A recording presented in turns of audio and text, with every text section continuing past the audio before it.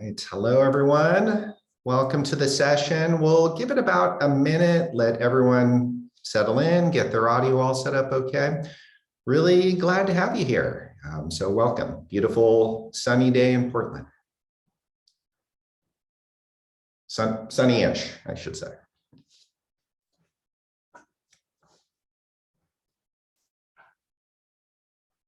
Hello, folks. Welcome, welcome, welcome. Glad to have everyone here. Another 30, 45 seconds or so. We'll let everyone settle in okay, get audio connected. Really glad to have everyone here.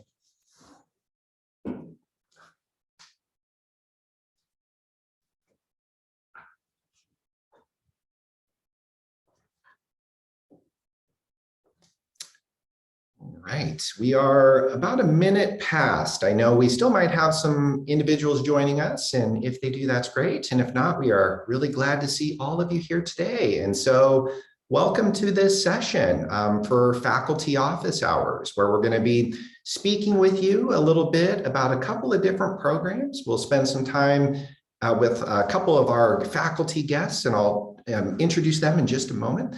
We'll be talking with you a little bit about anthropology, comparative race and ethnicity studies, sometimes shortened to CRES.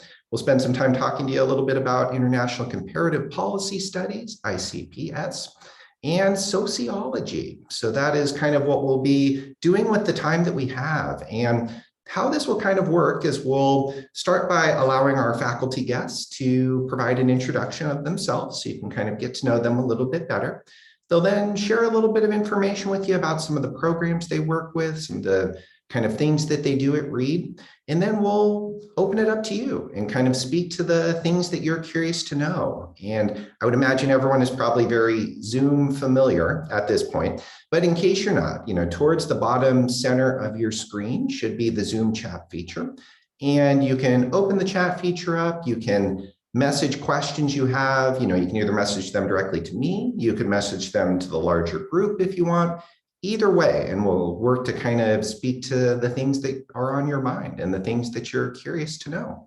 Without further ado, though, to kind of get us started, I will welcome our two guests. So we're joined by Kirsten Whittington, and we're also joined by Paul Silverstein, who are both here with us. And I will turn it over to the two of you to maybe just start with an introduction for us when you're ready.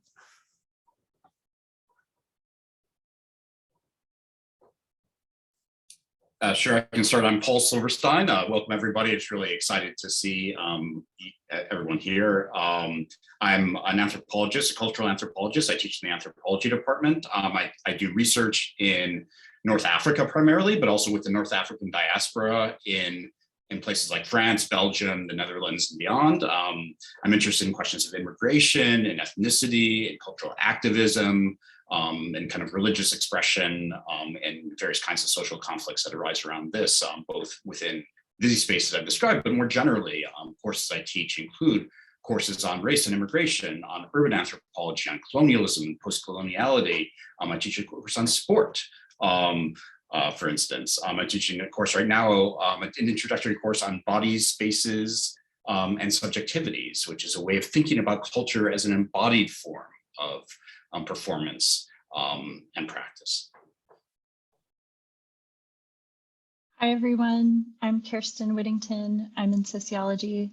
I'll be talking to you some more about what sociology is and what our program is all about. For me, I focus on the broad areas of gender and work, scientific careers and organizations, and the high technology knowledge economy. I'm interested in better understanding how and why work is structured the way it is in American society, how people are processed and move through organizations in pursuit of different jobs and goals, and the relation of this to scientific work, how the structural and background antecedents of organizations influence scientific careers, scientific output. I also study science policy and how beliefs about the organization of science shape policy, and how policy in turn shapes the organization of science. And I teach courses on gender and work, sociology of science. I teach a class called Science and Social Difference, which is all about categories of social difference in science and how we treat them in medical research. And I'm also a quantitative and a network methodologist, and I teach classes on these topics as well to our majors. Great. Thank you both for kind of getting us oriented and talking a little bit more about yourselves. And, if you'd like to start us off, Paul, whatever you'd like to share to kind of orient folks a little bit more to the work that you do would be great. Sure. So I'm, as I mentioned, I'm a professor of anthropology. I chair the anthropology department. Anthropology is maybe not something that you've encountered before. I was certainly not something I had encountered as a discipline until I went to college. I thought I was going to be either a math or a history major.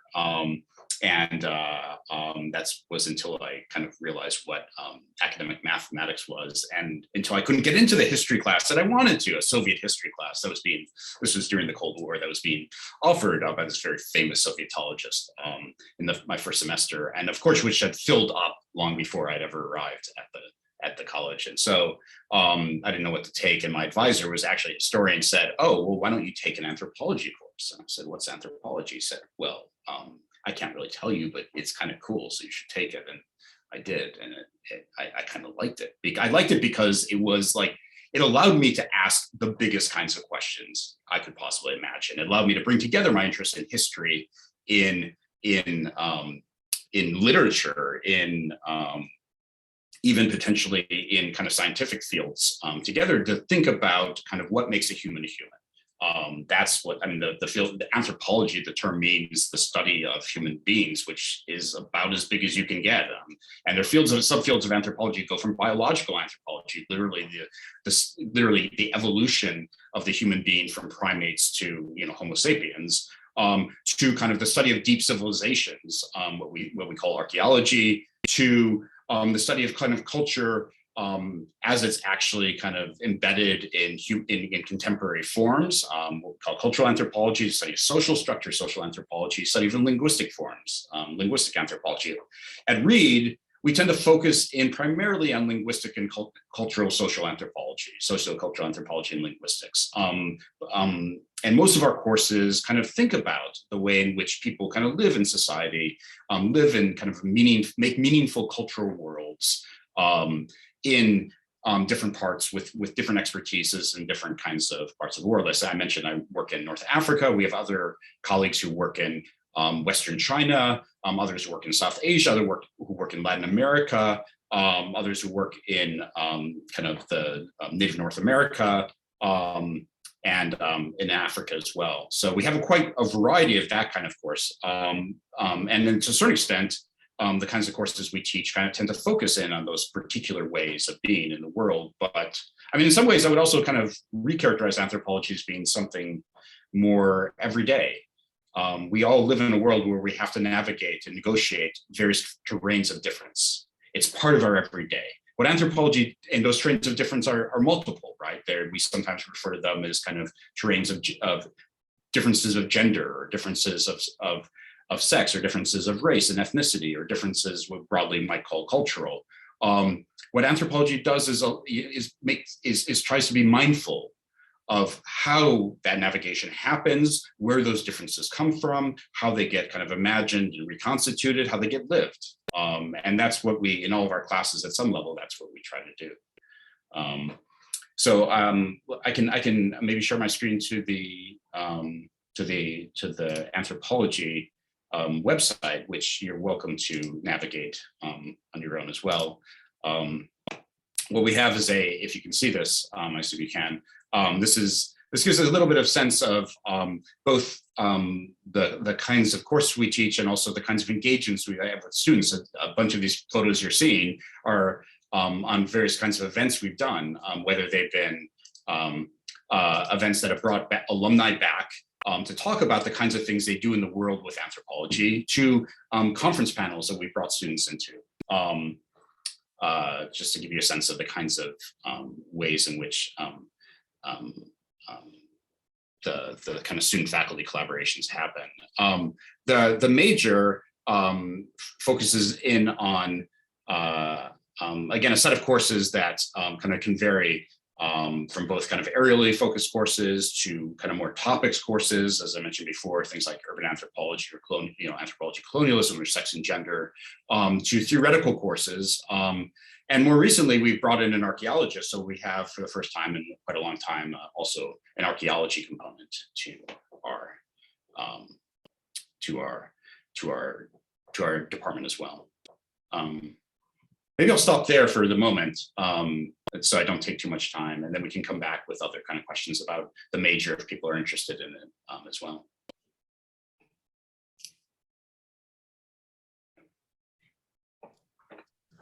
Perfect. Thank you, Paul, for that. And yeah, I'll turn it over to Kjersten to talk to us a little bit more next.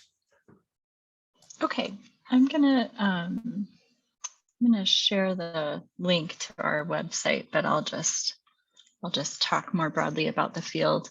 I really appreciated hearing Paul's discussion of anthropology, and I know that when students often get to college, they wonder about the differences between these different social science fields. And what I found is that in general, I mean, you could ask 10 sociologists what the field, for a definition of the field, and you get 10 different definitions. But broadly, I think that we tend to coalesce around a similar idea and framework of what our field is. And the way that I like to think about it is also the study of social life and also social change and the social causes and consequences of human behavior. And sociologists investigate the structure of groups, organizations, societies, and how people interact within these contexts. Sociologists are particularly interested in the durable or enduring patterns of social relations, how people coordinate their activities to reach their individual or their collective goals through the elaboration of very particular roles and meanings and norms that are often reciprocal and predictable and organized. But we're also interested in social and institutional or organizational change in social movement dynamics or through movement activism. We study how individuals and organizations and systems act together to create new structures and meanings. So both focusing on the durable nature of social life, but then also the enactment of new structure and meaning. And we look at multiple levels. So we study individual social units or the effects of social convention on individuals, but we also study relations among people and units, the structure of their ties to each other, the broader world, organizations or organizational dynamics, but then also, zooming up to institutional structure. We're interested in how people and organizations and other entities collaborate or come together or conflict or communicate or bring about structures and policies or invoke meanings, symbols of meaning. So the topics that we study intersect with other disciplines and approaches, and I would say our discipline is very much in dialogue with other social and physical sciences, economics, political science, psychology, anthropology, history, but then also through our methodology, we engage with data science and information and management sciences. And a particularly unique aspect, I think, of our discipline is our general embrace of mixed methods. So some of us take an explicitly qualitative approach, maybe through ethnography or participant observation, historical analysis, comparative historical analysis, interviews, but others take quantitative approaches, statistical, network methodologies, even social experiments. So as a field, we're really open to receiving information that's been put together in a variety of formats. And so, within this broad tent, the topics that you can apply a sociological lens to are endless. And you heard a little bit about what I study. But my colleagues are very different than me, and that's a good thing because sociology is a big field. And so faculty in our department, one member has expertise in organizations in the economy and economic sociology and policy. And another faculty member teaches courses on cultural views of the law and legal frameworks, political sociology, cultural understandings of money and exchange. A third member specializes in social movement theory. She teaches classes on, in particular, on the collapse of communism and other social contexts where movements have been central, as well as on feminist activism. And a fourth member specializes in race and ethnic studies and works both in sociology and the CRES program. I could talk a little bit more about how the major is structured if you would like, Grant, or we can tackle that in a bit, whatever you prefer. That sounds fine. If you'd like to share a little bit, please do. Okay. Our major structure is pretty simple, and it allows you to customize your coursework to your interests, but we have a required introductory social theory class. And after you take that class, you can take pretty much every other upper division course in the department. After you become a major, you take a required methods class, which is our statistical regression course.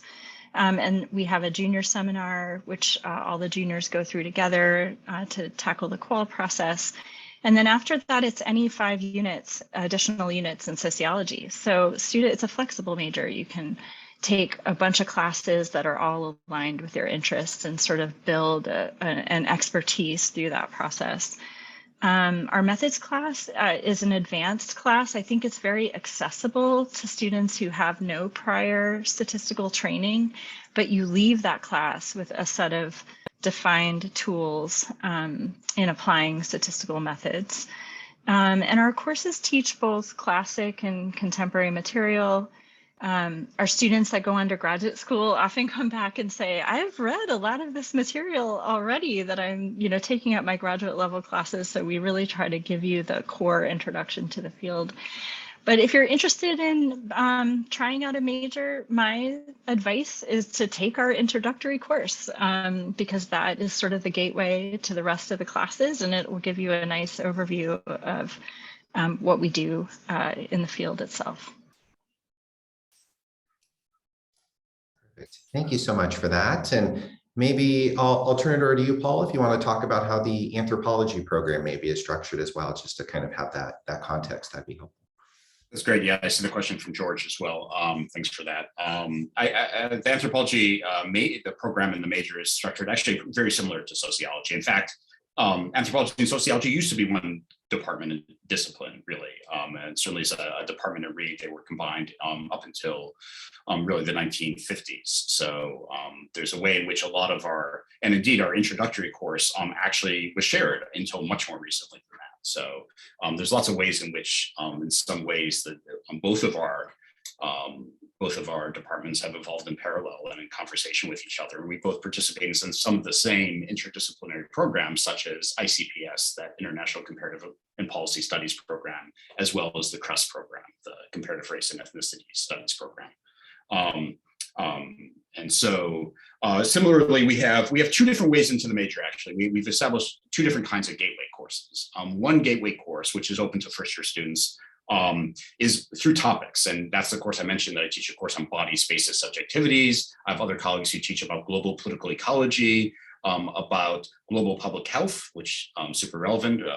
Medical anthropology is one of the subfields that we have represented at Reed, within my colleague Betsy Breda, who works in Southern Africa, about global public health as it kind of instantiates itself in local environments there and kind of interfaces with local health systems in sometimes asymmetrical and dominating ways, neo-colonial ways, you might say. But a more language kind of focused course about language, culture, and power, and several, and indeed an archaeology focused gateway course as well. So these are called Anthropology 201. So there are these gateway courses that are open to first-year students as well, usually taught in the spring semester. And then on top of that, we have an introductory course to the major, Anthropology 211, which is about the history and the concepts and the methodology of the field, which is a slightly more rigorous course that it attempts to be a very broad overview of how the discipline of anthropology has come to be, what its major topics are, what its methodologies are, and beyond. There's a question about the introductory courses work. Those obviously can can vary. We treat them sometimes chronologically, as I said, historically, as we try to think about the evolution of a field and how the questions came to be over time and how they've changed over time as it's gone from a kind of more natural science examination of different ways in which people live in the world to one that's much more focused on kind of global things like climate change and pandemics and the like. A different way of organizing it, which I do sometimes, is to focus in on some of the key topics, and then kind of genealogically think about how those questions have evolved within them. So in the course I teach, I have a section that's devoted to ritual. I have another section that's devoted to kinship structures, kind of how relatedness, how we relate to each other. I have another long section that's devoted to exchange, which starts off with thinking about things at a very micro scale, how we kind of build relations through kind of giving things to each other at a small level, all the way up to global capitalism. So there's different ways in which you can organize those kinds of introductory courses. As I say, in anthropology, the 211 course is the gateway course for the major. And then after that, it's largely open to students to kind of forge their own track through it. We have two concentrations within anthropology. We have, which in addition to the general major that could direct you, we have one that focuses on linguistic anthropology. We have a number of people who are interested in language and how language is kind of lived and comes to be and is kind of an object of kind of cultural work.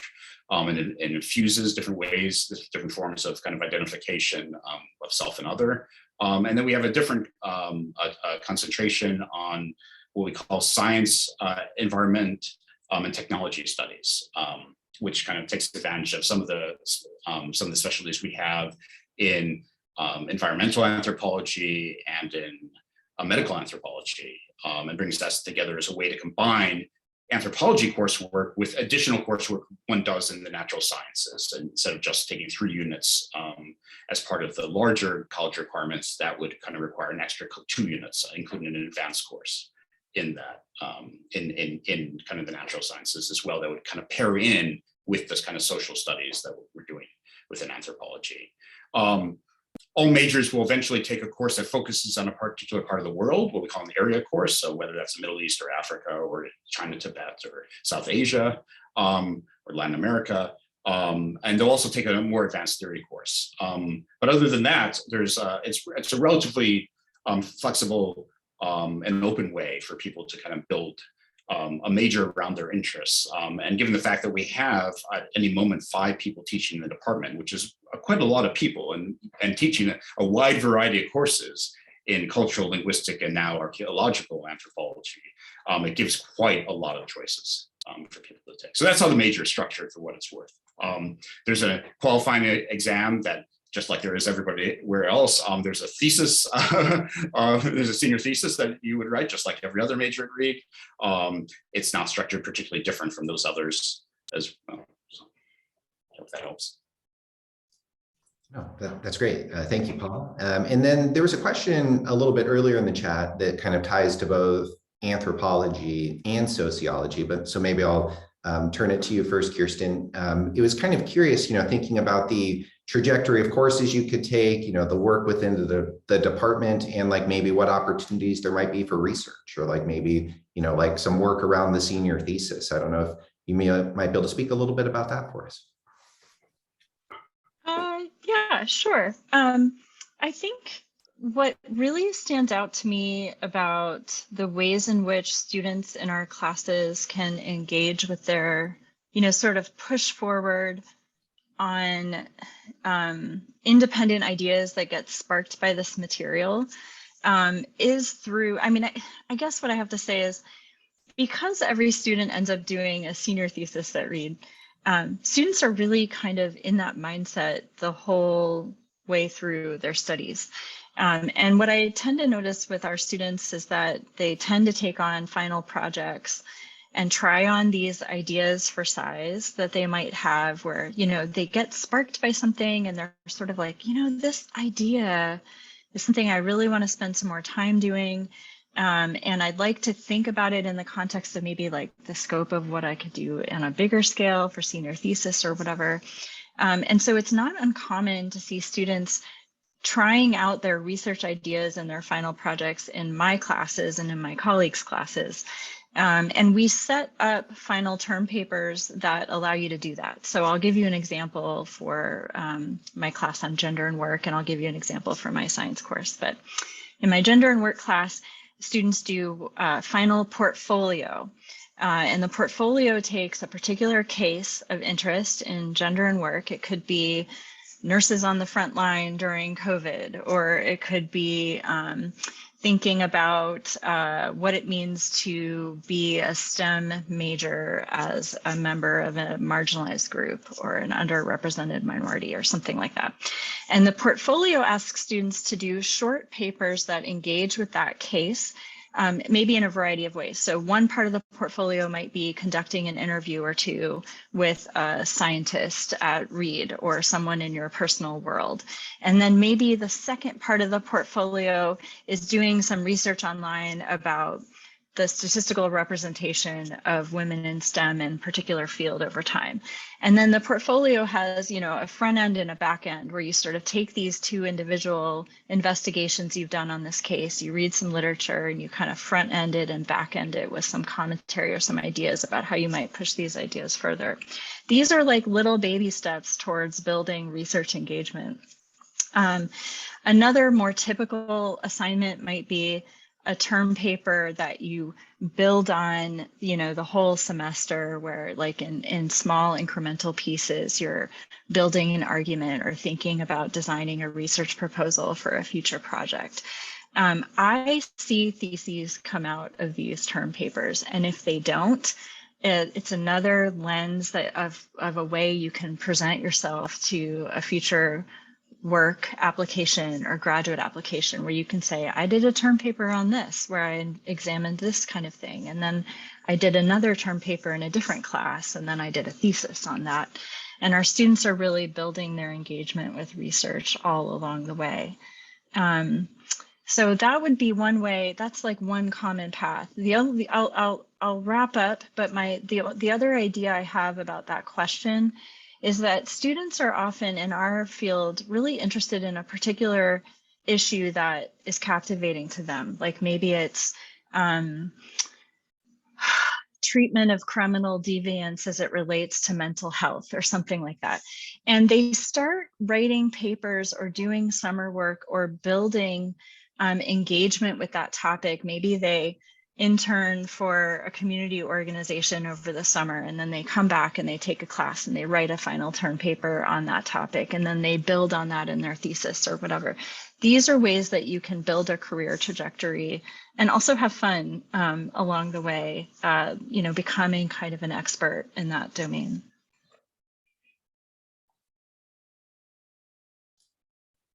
Thank you for that. And I don't know if you'd like to share anything on your end there, Paul.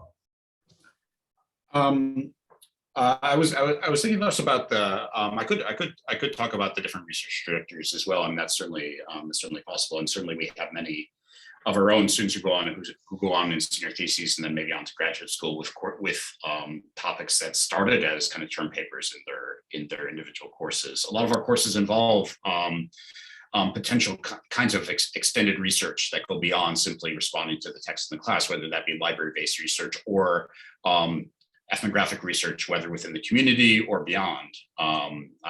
That's true for our introductory level courses. Every introductory level course involves a group ethnographic projects, group field-based projects that bring people out into the community or here on campus. In my current introductory course, the Gateway course, the 201 course, students are doing a phenomenological study of various places on campus and how they're lived and how they're embodied and how they kind of change over time and how they kind of live differently under COVID than in previous times. They put together these kind of multimedia kind of research projects that go from everything three-dimensional kind of collages, I guess you call them, to dioramas, to various kinds of layered kind of to ethnographic films, essentially, that I'm going to try to represent a little bit how life is lived on campus, but a lot of these things will take place beyond campus. I don't know if there's a question about kind of colonialism, post-coloniality, about community-based learning and collaboration. I'm not sure if any of our current anthropology classes, for instance, are doing community-based learning insofar as they're aligned with particular community organizations, but certainly as part of many of the classes that involve they involve kind of ethnographic work within the community that often does bring students individually kind of working with a particular organization. That's true in, for instance, my urban anthropology class, where students work with a local community organization of their choosing to kind of think about the ways in which the city of Portland comes to be through different kinds of engagements at the level of the neighborhood, or at the level of a particular community, or at the level of a particular problem as it arises, or kind of something from the city hall part.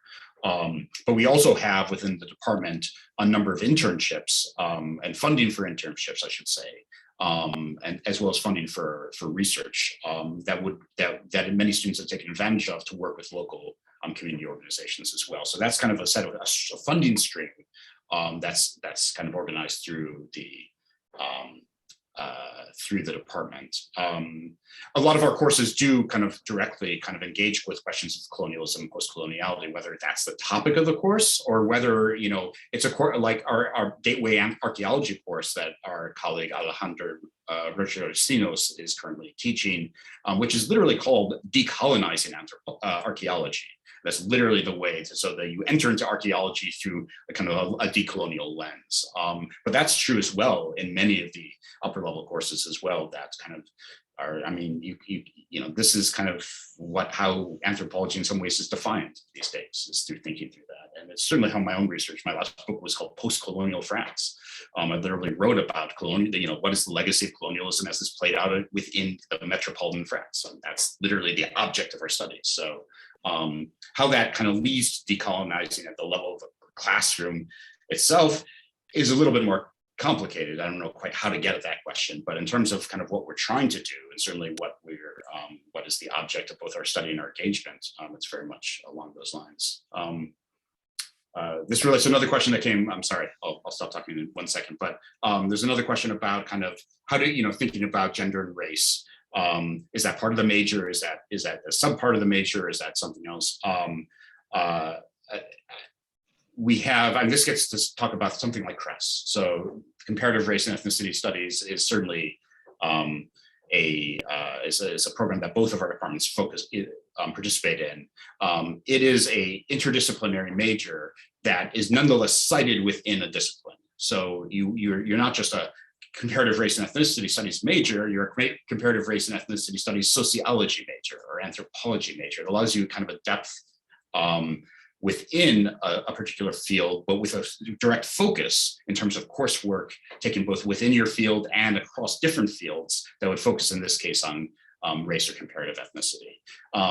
We don't currently have a gender studies, a sex and gender studies major or minor, but so many of our students essentially create an informal one through kind of navigating their courses within across the two, both Kjersten's and my departments, but many other departments that focus that way. So there's actually a fair number of different pathways to make that happen. Sometimes that can happen directly within sociology or anthropology, and sometimes it can happen through these established interdisciplinary programs. And sometimes it can even happen when people creatively bring together two disciplines into an ad hoc interdisciplinary major, such as, say, anthropology and theater or sociology and dance. I don't know if you've had one of those, but I'm sure, you know, I bet you have. So, yeah. One thing I'll add to that is I personally am a fan of the structure of the majors in the social sciences, but any social science major at Reed takes classes in their own discipline, but they also have to satisfy requirements, which might seem like a burden, but actually I think this is a total win for everyone. But you take 2 courses in 2 additional history or social science departments. So if you're a social major, you might take 2 anthro and 2 econ classes to satisfy that, or maybe 2 history and 2 poli-sci.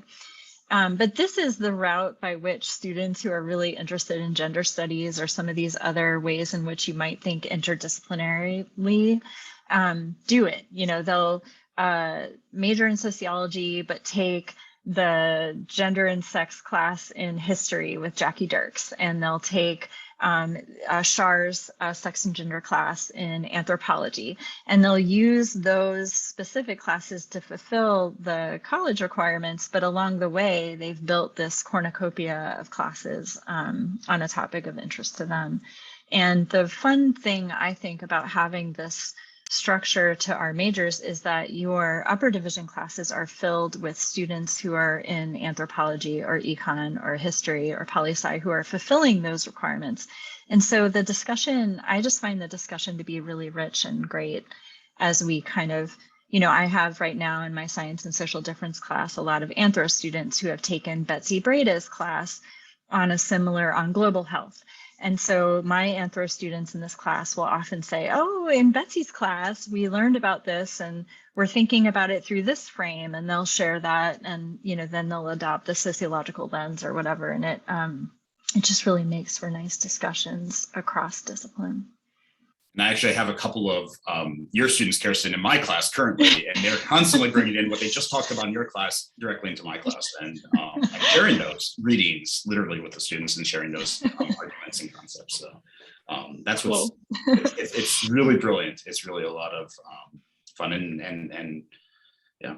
And most of our courses, I rarely teach courses that, I mean, and in fact, I never, because we don't have a junior seminar and we don't have a specific methods course for upper level students within anthropology. So there's never a course where it's just anthropologists. I'm never, you know, it's always a mix of folks, you know, including, you know, coming from physics and, you know, economics and, like, you know, things that are a little bit more out there, you know, theater and dance on the other end. One thing I wanted to add, somebody asked a question, I'm not sure who, I can't, the name is cut off, but about how our introductory courses work. And I think Paul talked a little bit about the anthro ones, but I just wanted to address it for sociology because it is so broad. One of the unique ways in which we teach our intro class here at Reed is that we sort of flip the script from what you typically see at other colleges, where you might take some topical classes as intro classes, or maybe your intro sociology classes like a social problems class of some kind or something, and then you take theory later as a major. And what we do in sociology is slightly different. We teach you some theoretical lenses right off the bat in our intro class. And so that's why I call it intro social theory, because it's really not like a typical introduction to sociology course. So we tackle 3 or 4, actually more like 4 or 5 theoretical lenses. Like, I'm going to take this topic and I'm going to approach it like a Marxist. And then I'm going to take this topic and I'm going to approach it with a Durkheimian lens. Or I'm going to put I'm going to think about what Zimmel would say about this topic, whatever it might be. But we teach you these different lenses, mainly because people often are drawn to one or another view of the world. You know, like, I'm a network theorist. I really like thinking about things the way that Zimmel might, or other network theorists might. But it gives you exposure to that. And the way that we arrange the class is the first reading of the week typically is the foundational theory, the original work. And the second set of readings for the week is like a contemporary application of them. And it can be in a broad variety of ways, but we're typically looking for a piece of work that really invokes that foundational theory idea and applies it to this contemporary case. And we try to mix it up between qualitative and quantitative work so that you come out of that class feeling like, okay, I can see these mixed methods, I can see these different theoretical lenses. And it's early. I mean, we catch you early with it. It's a dense read. It's a, you know, it's like, it's a big class to take right away. But then you come into your upper division classes and everyone has a similar framework. Everyone's been exposed to those texts. So we can draw on them and kind of build on it after that. And there was an earlier question, and I think you both have kind of touched on this, but if either one of you could expand a little bit more just about the international comparative policy studies, like intersection or like ways students can kind of pursue that. A student had kind of a question like what opportunities might be available in the Middle East, or like what that might look like for them.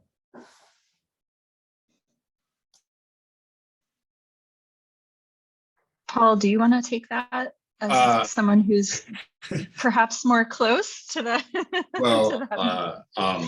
I can talk broadly about the ICPS program, or I mean, in terms of opportunities in the Middle East. Let me think about it for a second. I mean, I have some concrete cases, but I'm not sure how broadly applicable they are, of course.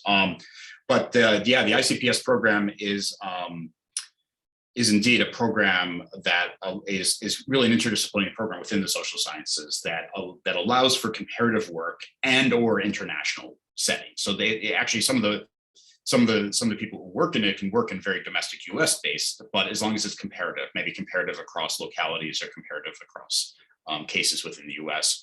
But many of our students, at least those who are coming from, who combine with anthropology, are interested actually in places like the Middle East or in kind of cases of transnational immigration, for instance. So I can, let me just think of two recent, relatively recent ICPS anthropology majors, both of whom had a Middle East kind of orientation. We had, for instance, one of my students from a couple of years ago, Hala Baba, who herself was Syrian, Jewish Christian, kind of came to the US as a young refugee herself, and was very interested in a world of asylum and immigration, and the various kinds of forms of not just both the bureaucracies, but also the community work that goes into kind of providing spaces for people who are trying to kind of make new lives in these different places, but then the state policies and the border policies that get in the way, and then the kind of local forms of kind of racism that kind of racialize people on the basis of not being, of a non kind of someone not born in the country. Being an immigrant can be itself a form of kind of racialized identity or racialized kind of stigma in some cases. So she actually ended up doing her research to move it outside of her own experience. She went to Australia. And in Australia is a slightly different version of an immigration program that ostensibly is more welcoming, but in practice actually has its own kinds of forms of kind of stigmatization, racialization, border policing, incarceration, and all the above. And that is certainly true with the long history of Lebanese and Syrian immigration, and as well, where you have kind of established communities. Organizations like churches that are there to kind of provide help and a space and support for those who came in. So she ended up doing a thesis that thought about that, and then kind of, in a sense, did a kind of implicit comparison between the Australian case and the US case, especially for recent Syrian refugees and migrants. Going back a little bit further, I had a student who was herself of German, Anita Hamig, went on into academia in anthropology. Is now a tenured professor, et cetera, but she was I think one of the first ICPS anthropology majors we had. This is going back a long time ago, but she ended up being very interested in a place that's still like on the map, which is Calais, this kind of interface between Europe and the UK, which was the site of the Channel Tunnel, as you know, and it's also a space where people trying to get to the UK, often coming from Africa or the Middle East, are coming through. She ended up doing kind of ethnographic research in what had been Sangatte, which was a kind of massive refugee camp that was established there, kind of by people which the French police would tear down and people would rebuild. It's still going on to this day in one form or another. And she ended up working with kind of community organizers and local people trying to provide some level of support and care to document this, not just the suffering, but also the kind of agentive kind of trajectories that people were on as they're trying to build lives in this.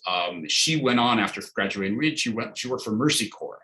And this was in the kind of wake of the 2003 war in Iraq. And she was doing kind of work with Mercy Corps, which is a major nonprofit NGO that does kind of work in providing humanitarian care and education and housing for folks around the world. And she ended up working because of this experience in Sangatte. She ended up working in the Middle East, originally in Jordan, and then in Iraqi Kurdistan.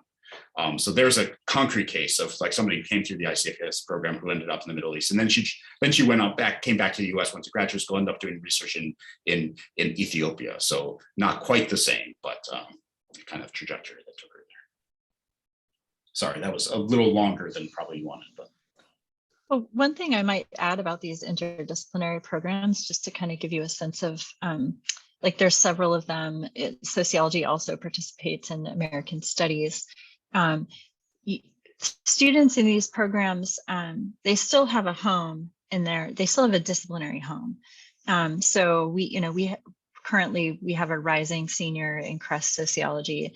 That senior will take, we'll take classes with our juniors, just as if she was a sociology major. So you have your disciplinary home, but you also, it's sort of like this add-on majors, because you're also explicitly taking on an interdisciplinary perspective in your coursework. So that you're given a set of courses that you'll select to take, that will also be satisfying college requirements and things like that, but that will comprise the interdisciplinary component of your program. And CRES is a little bit different, I think, from ICPS, in that CRES has its own seminar. CRES majors take a seminar together, so you do have an opportunity to have engagement as a cohort for that, for that CRES program. But the important thing is you're not really sort of left out in some sort of interdisciplinary realm where you're not really at home in any one department. You still have your home department. And we think of those students as our majors as well in those programs. We're really excited about CRES. CRES is a relatively new program at Reed that came as much out of student demand as it did also to take advantage of a long tradition of a long practice of bringing as faculty a lot of people with specialties in this. So we actually had a lot of courses, but they and a lot of people teaching and kind of doing research around comparative race and ethnicity, and just being able to bring them together under a single rubric has been exciting. We've been very happy to see that happen. And the majors aren't just sociology and anthropology. You can be a CRES theater major, you can be a CRES music major, you can be a CRES English, I think. There's a number. History, English, dance, theater, music, anthropology, and sociology. There you go. There's quite a few, and there could be more if and in fact you can do a de facto one and probably a few others. It's just that the rubrics haven't been quite established yet. But this is a little bit of one of these things that is continuing to evolve as student interest evolves, as faculty resources changed as well.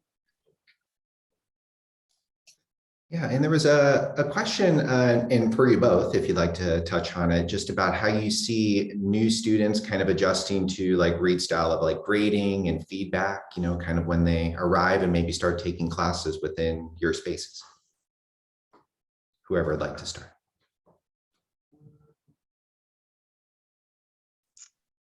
That's an interesting question to know how to answer. I mean, I think on some level, like everyone feels that way. Like there's a lot of anxiety about what it's going to mean to join the conference style and to read these big texts and things like that. So if you're feeling anxious about that, you are not alone. I would say the majority of first years feel that way. I think that I don't teach personally in Hume. I know that Paul has some experience, some past experience doing that. The way that the faculty talk about the Hume process is that it really is an orienting one towards Reed and the conference environment and beefing up your writing and thinking about making arguments in your papers and, getting that really solid feedback. And I would say I definitely see that development of students from the first year to the later years. You can really get a sense of how students progress in their ability to do this kind of work. So I wouldn't say that people just like hit the ground knowing how to do this like right out of the gate. It's a learned skill. It's something we practice like semester after semester. And we know as faculty that reading these journal articles or like looking at these complex methods or taking in these foundational texts, that this can be a slog. It can be dense and it can be hard. And so I personally work really hard in my classes to normalize asking questions about points that people don't understand and just bringing up the general idea of saying, I didn't really understand where this person was trying to go with this, right? Like, can we break down this argument, and that's what we're doing day in and day out as a class. We're figuring out what these authors are saying and learning how to craft arguments along the way. That's the job of what we're doing here. George asked, what is the conference style or the conference environment? It's a term we use at Reed to refer to a kind of a collective learning classroom, to a discussion-based seminar that are usually quite small. They're capped at 24, and they're often quite a bit smaller. A little, they're usually in the 20s at the introductory level, and they tend to be smaller as kind of the upper level. Obviously, can vary a little bit from conference to conference, as we say, from class to class. But it really is this kind of notion of collaborative or collective learning that we try to cultivate. In which it could involve some kind of lecturing and other presentational modes from the professor at times, but often it's as likely that that's coming from individual students who maybe have class leadership that day, or who have collectively presenting a project they're working on. For instance, I've dedicated the last week of my current introductory course for students to present on the projects they've been doing around campus. And that's going to involve not just kind of something that's going to happen in the classroom. They're actually going to take us to these places and kind of invite us to see what they see and learn what they've learned. And so there's that's kind of, in this case, it's going to be the conference outside of literally the classroom. It's going to be the campus will be our classroom in that case. But yeah, this is, and there's no one style of a conference style of education or classroom. The way Kjersten and I no doubt teach very different. Some overlap, but also some differences too.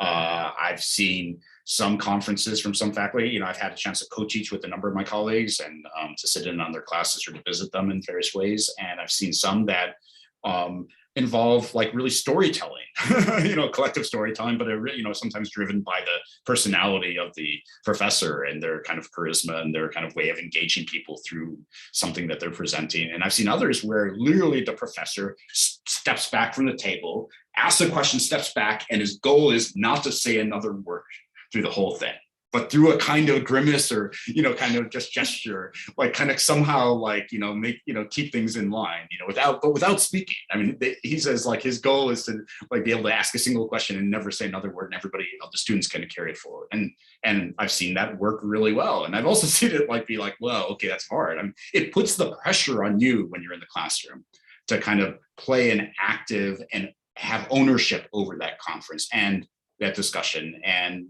it can be, I think students put pressure on themselves to do that, to take on that ownership, to take on that thing. That means being prepared for class. That means, not being a passive, a passenger. It means being one of the drivers of it as well. So that's not maybe not for everybody, but I think when it works, it really works well. I would just add to that. Yeah, I think the frame of conference as being student-led is a productive one. I think it's not always the case in every class. When I teach methods, I have to lecture, I have to actually tell you what a p-value is or whatever. But when I teach my substantive classes, I tell the students this is student-led, and that results in lots of different interesting frameworks. Like I have 2 sections of the same class right now. One section completely organically, I don't even know how this developed, but they developed where the class leaders for that day like put questions on the board before anyone's even come into the room, and then people just automatically know to get in small groups near a question and talk about it, and then we come back together as a big group. I don't even know what the questions are going to be before I walk in. That's completely different than my other section, which also has class leaders, which is also student-led, but they haven't developed this MO of the way they want to be, and that's okay. Like we do it in a different way. We have different framing questions or whatever it might be.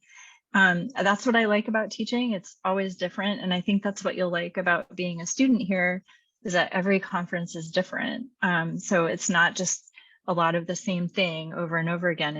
It's very particular to the content, the students that are in the class, the nature of the professor and their personality, and it's always different. It's always mixing and matching.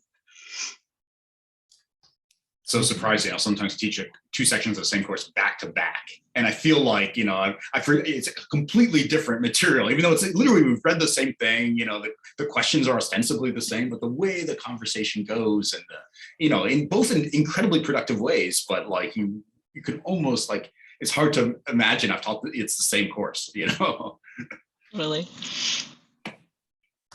And I think we have time for one more question. And this is very well something you may have already touched on, but I will ask it anyway. What is it you love about READ?